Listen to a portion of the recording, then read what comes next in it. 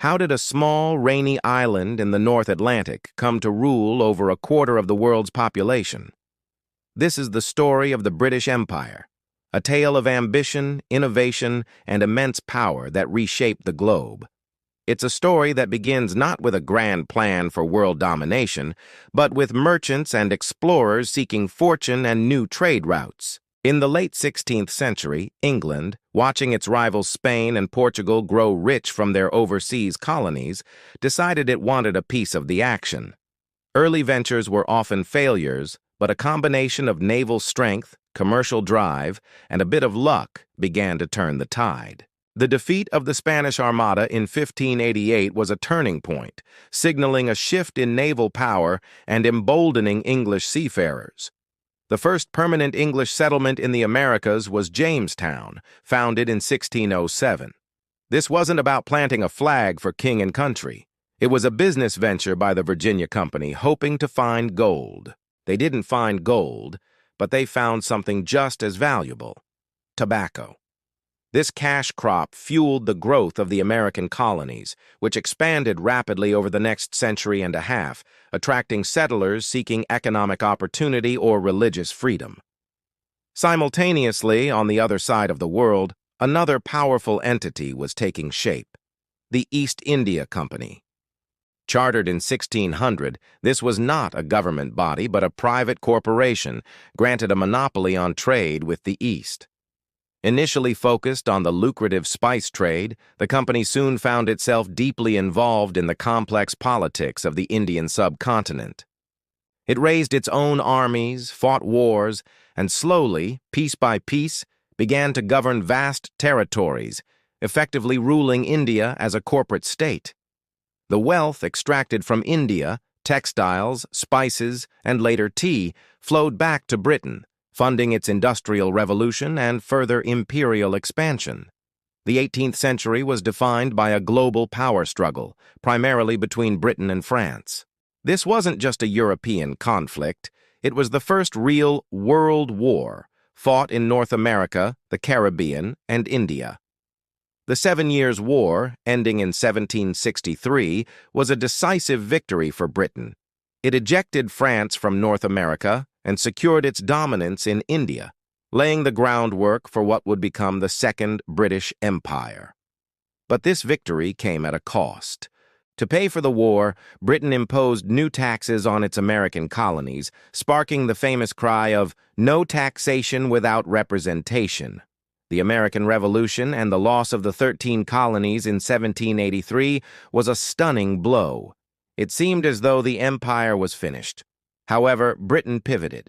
It looked to the East and the Pacific.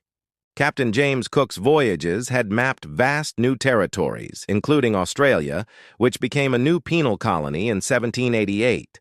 In India, the British government began to take more direct control from the East India Company, a process that was solidified after the major Indian uprising of 1857. After this event, India was brought under direct rule from London, becoming the jewel in the crown of the empire. Queen Victoria was declared Empress of India, a symbolic statement of British power. The 19th century was the imperial century, the Pax Britannica. Fueled by the Industrial Revolution, Britain's factories churned out goods that were sold across its empire, while its colonies supplied the raw materials. The Royal Navy, unrivaled on the seas, protected these trade routes. This wasn't just about economics. It was also driven by a sense of mission. The concept of the white man's burden emerged.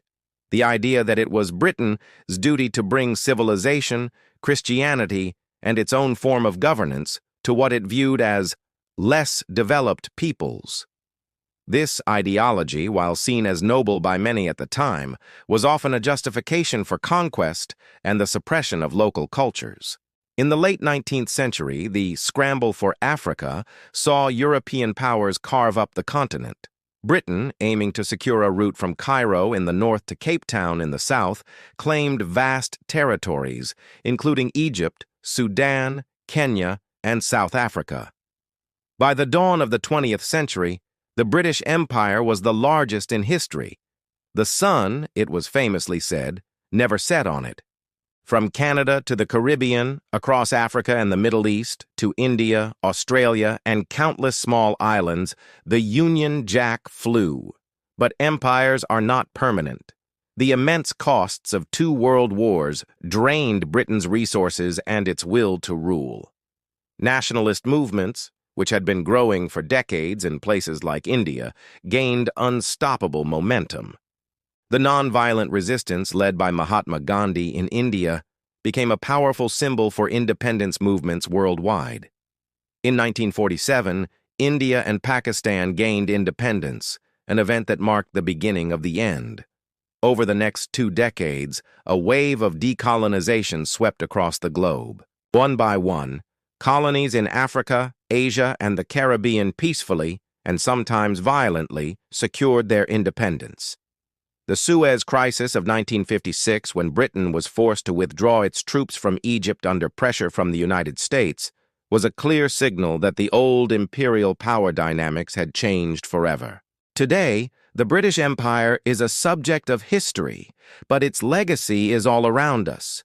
It's in the global spread of the English language, in the systems of law and government in many countries, and in the multicultural societies that exist both in Britain and its former colonies. It's a complex and often controversial legacy, a story of incredible achievement and immense exploitation of connection and conflict. Understanding the rise and fall of this small island is empire is essential to understanding the world we live in today. Thank you for watching. If you found this journey through history interesting, please give this video a like and subscribe for more deep dives into the events that shaped our world. See you next time.